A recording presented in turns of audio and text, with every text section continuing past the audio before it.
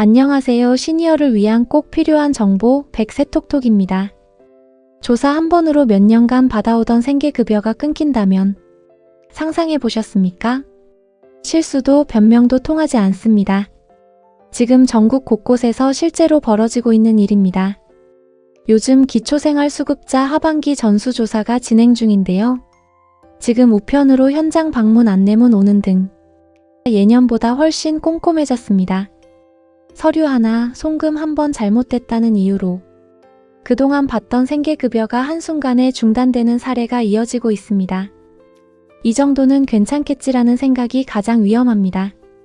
한 번 탈락하면 다시 받기 어렵기 때문에 지금이 바로 내 상황을 점검해야 할 때입니다. 현장 방문이나 전화 확인도 잦아졌습니다. 실제 거주 여부, 동거가족, 소득 변동이 있는지 직접 확인하는 절차가 추가된 것입니다. 그렇다면 이번 전수조사는 왜 이렇게 강화된 걸까요? 그리고 실제로 어떤 사유로 수급이 끊기고 있는 걸까요? 오늘 영상에서는 그 이유를 하나씩 짚어드리겠습니다. 본격적으로 시작하기 전에 구독과 좋아요, 알림 설정까지 부탁드립니다. 이번 전수조사에서 가장 많이 탈락되는 이유는 가족이나 지인 간의 금전 거래입니다. 생활비를 도와주기 위해 보낸 돈, 잠깐 빌려 쓴 돈, 경조사비처럼 잠시 들어왔다가 나간 돈이라도 정부는 모두 소득으로 계산할 수 있습니다. 생활비를 도와주거나 일시적으로 빌린 돈, 경조사비처럼 잠깐 들어왔다가 나간 돈이라도 일정 금액 이상이 반복되면 소득으로 간주됩니다. 예를 들어 자녀가 부모 계좌로 생활비를 입금했다면 정부는 그 금액을 도움이 아니라 정기적인 수입으로 판단합니다. 이 때문에 실제로는 형편이 어려워도 소득이 있는 것으로 계산돼 생계급여가 감액되거나 자격이 박탈되는 경우가 있습니다. 최근 조사에서는 1년 동안 6번 이상 입금된 내역이 확인될 경우 1인 가구는 월 35만원, 2인 가구는 58만원, 3인 가구는 75만원, 4인 가구는 91만원까지는 인정됩니다. 하지만 그 이상 금액이 반복되면 초과분은 매달 소득으로 환산됩니다. 이 금액이 생계급여보다 많아질 경우 결국 수급 자격이 바로 탈락으로 이어집니다. 다만 법원 판결문이나 채무계약서 등으로 명확한 채무관계가 입증되는 경우는 예외가 인정됩니다. 예를 들어 병원비나 집 보증금처럼 불가피한 지출이라면 생활비 지원과는 구분되어 별도로 판단됩니다. 하지만 단순한 용돈, 생활비, 축의금, 부의금 등은 대부분 소득으로 처리됩니다. 이 부분을 정확히 구분하지 못해 불이익을 당하는 사례가 많습니다. 결국 핵심은 증빙입니다. 돈을 받거나 이체를 받을 때는 반드시 거래 사유를 명확히 기록하고 가능하면 문자나 메모 형태라도 남겨두어야 합니다. 지금 시점에서는 아주 작은 금액이라도 왜 받았는지, 어떤 목적인지 증거를 남기는 것이 생계급여를 지키는 가장 확실한 방법입니다.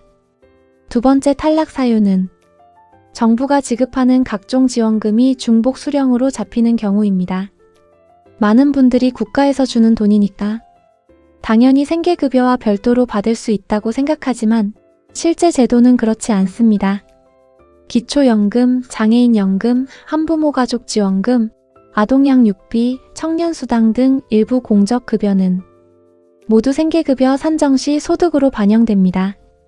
예를 들어 기초연금 34만원을 받고 있다면 생계급여 금액에서 그대로 34만원이 차감됩니다. 결국 두 급여를 동시에 받을 수 없다는 뜻입니다. 생계급여보다 기초연금이 더 많을 경우에는 수급 자격이 바로 탈락됩니다. 정부가 주는 돈이라도 제도상 중복 지원으로 보기 때문입니다. 이 사실을 모르고 기초연금과 생계급여를 함께 받았다가 나중에 환수 조치를 당하는 경우도 있습니다. 특히 부양의무자 기준이 완화되면서 생계급여 신규 신청자가 늘어났지만 공적급여 중복 여부를 정확히 확인하지 않아 탈락되는 사례가 잇따르고 있습니다. 중요한 점은 받고 있는 급여가 어떤 항목에 속하는지를 반드시 확인해야 한다는 것입니다. 기초연금, 장애인연금처럼 소득으로 잡히는 급여인지 아니면 주거급여나 교육급여처럼 별도로 인정되는 급여인지 담당 공무원에게 미리 확인해야 합니다. 정부는 부정수급 방지를 위해 이중 수령 여부를 전산으로 즉시 확인하고 있습니다. 따라서 신고 누락이나 착오가 있더라도 결국 기록으로 남습니다. 정리하면 정부에서 주는 돈이라도 생계급여 산정에 포함되는 항목이라면 소득으로 계산됩니다. 몰라서 중복으로 받으면 나중에 전액 환수와 탈락으로 이어집니다. 이번 조사에서는 받는 돈의 출처보다 제도상 어떤 성격의 돈인지가 기준이 됩니다. 받는 금액보다 어떤 지원금인지가 더 중요합니다. 세 번째 탈락 사유는 근로소득이나 사업소득이 기준을 초과하는 경우입니다. 소득이 생기면 그만큼 생계급여가 줄어들거나 기준을 넘는 순간 자격이 바로 중단됩니다. 기초생활보장제도는 생계급여, 의료급여, 주거급여, 교육급여로 나뉘지만 그중 생계급여는 소득과 재산을 가장 엄격히 봅니다. 정부는 근로의욕을 높이기 위해 일정 부분은 공제해주고 있습니다. 근로소득의 30%는 소득에서 제외되지만 나머지 70%는 실제 수입으로 계산됩니다. 예를 들어 1인 가구의 생계급여 기준이 76만원이라면 그 1.428배 약 109만원을 넘는 순간 탈락 위험이 생깁니다. 조금만 더 벌어도 생계급여보다 감액폭이 커지기 때문에 결국 일하면 손해가 되는 구조라는 지적이 나옵니다. 특히 의료급여는 더 엄격합니다.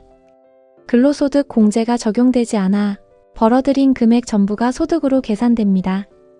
따라서 일시적으로 일을 하더라도 소득이 일정 수준을 넘으면 자격이 끊길 수 있습니다. 일을 시작하기 전에는 반드시 담당 공무원과 상담해야 합니다. 소득 변동 신고를 하지 않거나 근로소득 증빙이 누락되면 부정수급으로 분류될 수 있습니다.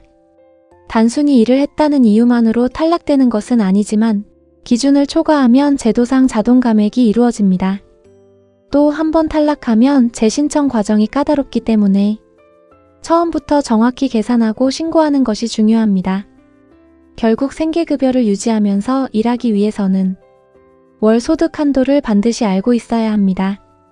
공제 항목, 지급 기준, 근로 형태에 따라 계산이 달라지기 때문에 무심코 일하다가 불이익을 받는 사례가 많습니다. 이번 조사에서는 단기간 아르바이트나 일시적인 용역 수입도 모두 확인 대상에 포함됩니다. 본인 명의 통장뿐 아니라 가족 통장으로 들어온 금액까지 조회되므로 소득이 생기면 즉시 신고해야 불이익을 막을 수 있습니다. 마지막 탈락 사유는 부양 의무자의 소득과 재산이 기준을 초과하는 경우입니다. 본인이 아무리 형편이 어려워도 자녀나 부모의 재산이 일정 기준을 넘으면 생계급여 자격이 박탈될 수 있습니다. 기초생활보장제도는 원칙적으로 가족 간 부양 책임을 전제로 하고 있습니다. 이 때문에 수급자는 본인의 소득뿐 아니라 부양 의무자의 소득과 재산도 함께 심사합니다. 최근에는 이 기준이 일부 완화되었지만 완전히 폐지된 것은 아닙니다. 특히 소득이나 재산이 높은 부양 의무자가 있을 경우 그 영향이 여전히 큽니다. 생계급여 기준으로는 자녀의 연소득이 약 1억 3천만 원, 재산이 12억 원을 넘으면 탈락 대상이 됩니다. 자녀뿐 아니라 배우자의 소득과 재산도 합산됩니다. 또한 각 자녀를 개별로 심사하기 때문에 한 명이라도 기준을 초과하면 탈락 사유가 될 수 있습니다. 의료급여의 경우는 기준이 더 엄격합니다. 수급자와 부양 의무자가 모두 1인 가구일 경우 부양 의무자의 월 소득이 334만 원을 넘으면 탈락 판정이 내려질 수 있습니다. 결국 내가 돈을 벌지 않아도 자녀가 일정 수준 이상 소득을 올리면 그 영향으로 내 수급이 중단될 수 있다는 의미입니다. 이 부분에서 가장 많은 오해가 생깁니다. 자녀가 도와주지 않아도, 함께 살지 않아도 단순히 소득이 높다는 이유로 수급이 끊기기 때문입니다. 그래서 이번 전수조사에서도 불만과 혼란이 가장 큰 항목이 바로 이 부분입니다. 다만 정부는 부양 의무자 기준을 단계적으로 완화하고 있습니다. 기초연금 수급자나 장애인 연금 수급자가 부양 의무자인 경우에는 이 기준을 적용하지 않습니다. 한부모 가구나 청년층 보호종결 아동도 일부 예외가 인정됩니다. 그럼에도 불구하고 아직 완전히 사라진 제도는 아닙니다. 따라서 본인 수급이 유지되고 있다면 가족의 소득 변동이 있는지 주기적으로 확인해야 합니다.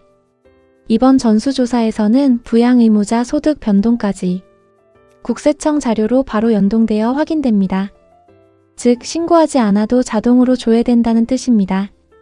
정리하자면 부양의무자 기준은 완화되었지만 여전히 수급 자격에 영향을 미칩니다. 본인이 일하지 않아도 가족의 소득이 기준을 넘으면 생계급여가 중단될 수 있다는 점을 반드시 기억해야 합니다. 이번 전수조사는 예년보다 점검이 훨씬 세밀해졌습니다. 작은 착오나 신고 누락도 생계급여 유지에 영향을 줄 수 있습니다.